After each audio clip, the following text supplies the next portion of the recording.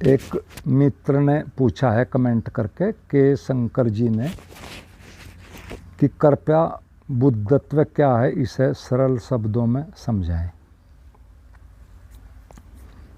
तो बुद्धत्व तो एक तरह से बिल्कुल एक सीधा सा मामला है, लेकिन कुछ गुरुओं ने, ज्ञानियों ने और शब्द जाल के विशेषज्ञों ने इसे एक तरह से बहुत जटिल बना दिया है। और इसके जटिल बनाने में हमारे मन का भी बड़ा हाथ है, क्योंकि वह खुद जटिल है।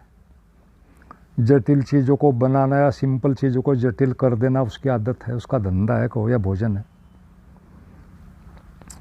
देखो, 3 शब्द हम सभी जानते हैं, सीधे सीधे 3 शब्द हैं, हम सब उनसे परिचित हैं। एक है बुद्धू, एक बुद्धिमान और एक है बुद्ध। आदमी पैदा हुआ वह अन्य सभी जीवधारियों से एक अर्थों में अलग है, मनुष्य योनि, कि उसे यहाँ पर सभी कुछ सीखना पड़ता है। बिल्कुल कोरे कागज़ की तरह पैदा होता है हमारा मनुष्य का बच्चा, और का नहीं, उनका प्रोग्राम अलग है। वो सब एक तरह से पीछे से बिल्ट इन है। तो जो बच्चा पैदा हुआ, मनुष्य पैदा हुआ, वो कुछ नहीं जानता है, बस कुछ पीछे से ही चीज़ें हैं, मन में गहरे में कहीं दबी हैं, वो तो कभी समय आने पर एक्टिव होंगी। अभी कुछ नहीं जानता है, और जो होगा वो एक तरह से पशुओं की तरह ही होगा, बायोलॉजिकल होगा, जो भी होगा जेनेटिक होगा, उसका अपना कुछ नहीं है। अतः उसके लिए एक तरह से शब्द है बुद्धू, अज्ञानी, मूर्ख, कोरा कागज, कुछ भी कह लो। यानी वो कुछ सच में नहीं जानता है, सब बाहर से ही सीखेगा, जैसी परिस्थिति जैसा वातावरण होगा। लेकिन फिर होता क्या है कि समय के साथ साथ हम सभी जानते हैं, शरीर बढ़ता है, चारों तरफ से हमारी इंद्रियां एक्टिव होती हैं, अनेक अनेक माध्यमों से भिन्न भिन्न चीज़ें आदमी सीखता है, बच्चा सीखता है, और इस प्रक्रिया में थोड़ी बुद्धि विकसित होती है। फिर जीवन में कुछ चीज़ें हम पा लेते हैं, उम्र के साथ साथ पा लेने से एक तरह से अपनी लोगों की नज़रों में भी हम कुछ बुद्धिमान बन जाते हैं।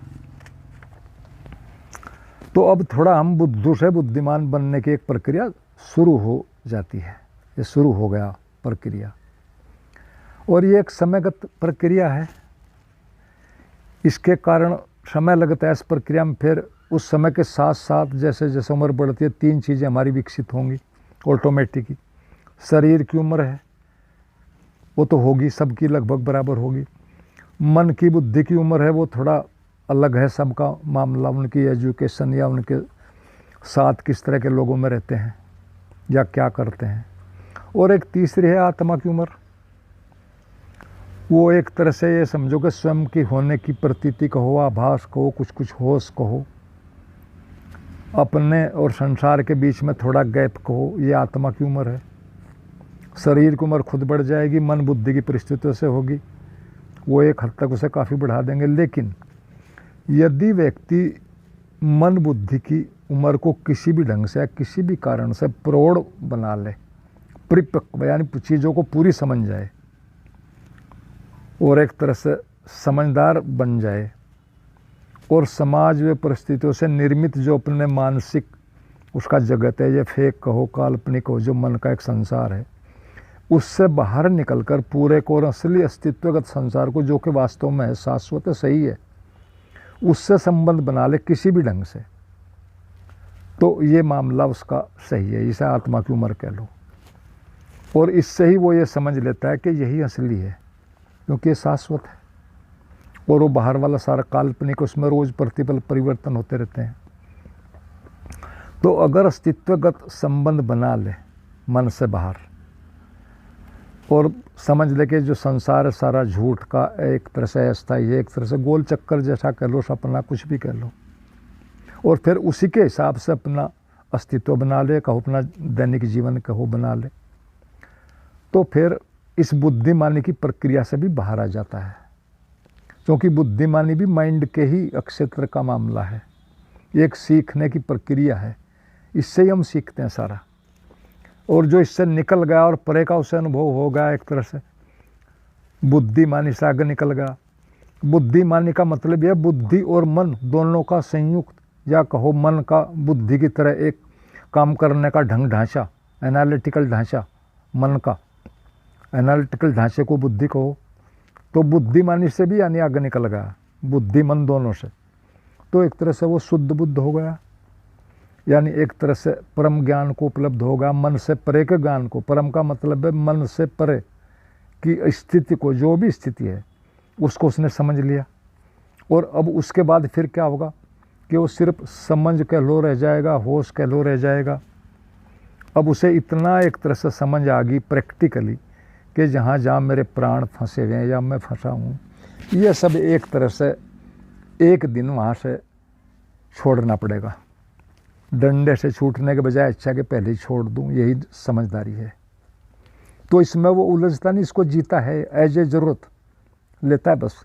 इसमें फिर फंसता नहीं, एक गैप आ गया, वह स्वयं में आ गया।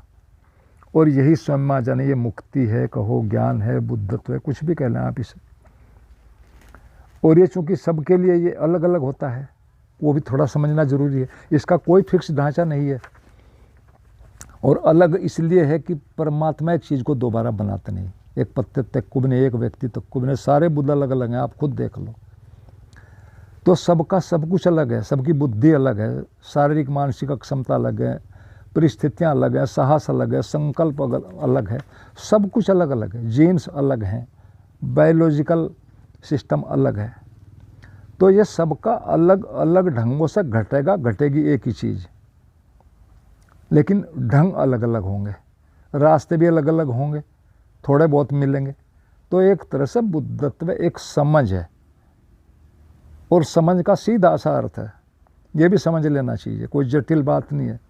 समझ का सीधा सा अर्थ है कि यहाँ समझने को कुछ है ही नहीं, व्यर्थ में ही हम परेशान हो रहे हैं। और जो है, जो हमें दिखाई देता है, हमें लगते हैं कि समझना चाहिए, उसे सच में हम कभी नहीं समझ सकते। हम अपने शरीर के अंगों के भी नहीं समझ सकते, और तो दूर की तो बातें छोड़ दो। और सच में हमें उसके समझने की ज़रूरत भी नहीं है। अगर ज़रूरत है तो एक ही बात की है कि इस विराट को, इस अस्तित्व को कहो, विराट शक्ति को कहो, परमात्मा को, किसी को भी कहो, इसको समर्पण कर दो। और समर्पण का सिर्फ एक ही अर्थ है, फालतू कोई अर्थ नहीं। No question no answer.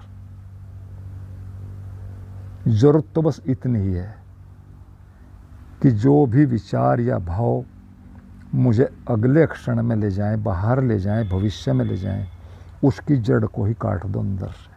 सिर्फ एक ज़रूरत वाला जीवन जियो। ये एक आध्यात्मिक यात्री का कहो, साधक का कहो, यही एक ढंग है, और सब तो फालतू बातें हैं। हर हाल में जो भविष्य में ले जाए, जो अगले क्षण में ले जाए बेवजह, उसको काट दो, चाहे वो कुछ भी है। ये नहीं है कि वो आध्यात्मिक है, संसार क्या, इसकी बात नहीं, अच्छा है बुरा है, सुबह ये बात ही नहीं है। और फिर उसके बाद वर्तमान ही बचेगा। बाहर से जोर लगाने के बजाय केंद्र पर जोर लगाओ, मन पर।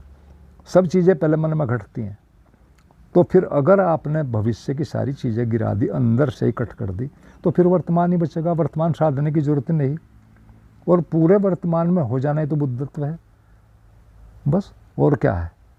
और एक तरह से ये हमारी गुणवत्ता है, उससे हम जागरण कहें, मुक्ति कहें, कुछ भी कहें, वो तो बहुत शब्द हैं, उसकी बात नहीं। इतना ही समझना है कि सारा करना बाहर ले जाता है, और बस इसकी व्यर्थता को समझना ही समझ है कि इससे कुछ होने जाना नहीं है। सिर्फ हमें लगता है कि होता है, होता कुछ नहीं। क्योंकि जो चीज़ कल छिन जाने वाली है उसको अभी छोड़ देना है, तो समझे, अपने आप ही छोड़ दो। और इसमें क्या, और छोड़ने का अर्थ मन से, छोड़ने का अर्थ ये अर्थ नहीं कि आप हम शरीर को पानी ना दें, भोजन, ये कुछ नहीं है। और सब ये छोड़ना भी सबका, ये भी अपनी अपनी परिस्थितियों के अनुसार है, किसी की इसमें कोई नकल नहीं चलती। एक समझ है, अगर हमें समझ आ गई उसकी तरह से हम अपना जीवन सेट कर लेंगे। और इसमें एक तरह से हमारे सिवाय न कोई बाधा है, न कोई सहयोग है दूसरों का। सब बाधाएं हमारी, हमारे मन की चालाकियाँ कह लो, बहाने कह लो, कुछ भी कह लो। इस संसार में सब तरह के लोग पहुँचे हैं, अमीर से अमीर भी पहुँचे हैं, भिखारी से भिखारी भी, सभी तरह के लोग जागे हैं। यहाँ न कोई बाधा है, न कोई सहयोग, सब कुछ एक तरह से तुम ही हो। तुम चाहोगे, कुछ करोगे तो सब तरह से सहयोग मिलेगा। वो काम अस्तित्व का है, सहयोग देना।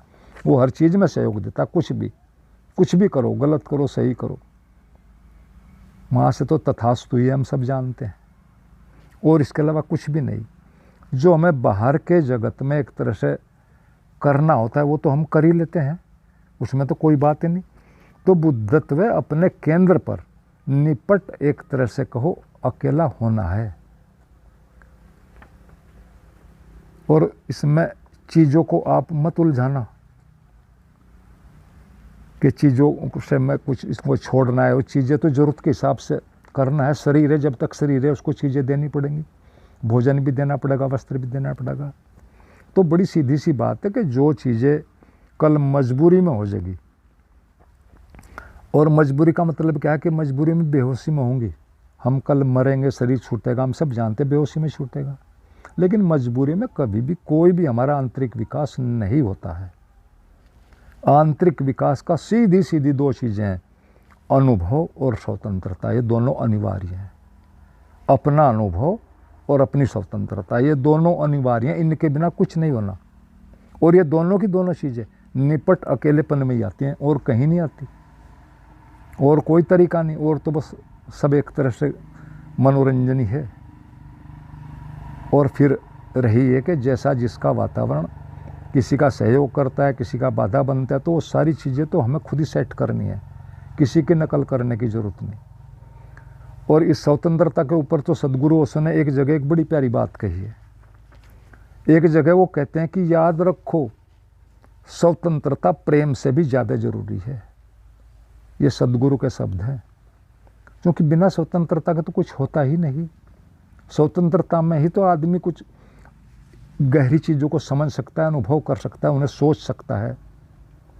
और यहाँ सारी स्वतंत्रता कहाँ से आती है, ये भी हम सब जानते हैं, लेकिन फिर भी सारी स्वतंत्रता दूसरों से मन के तल पर जरा सा भी संबंध बनाते ही आ जाती है अपने आप ही।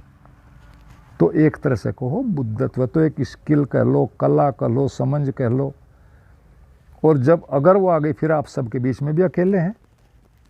और इसी को पा लेना, एक तरह से इस कला को विकसित कर लेना, पा लेना, इसके एक्सपर्ट हो जाना, यही अपदीपो भव है, और कुछ भी नहीं। और इस यात्रा में दो तरह की स्थितियाँ होती हैं, हम सभी जानते हैं सामान्यतः।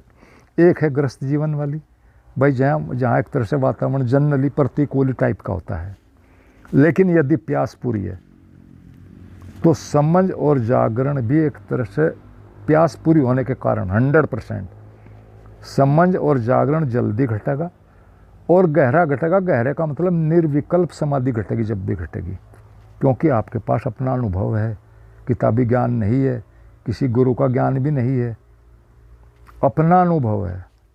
अपना अनुभव ही ज्ञान होता है।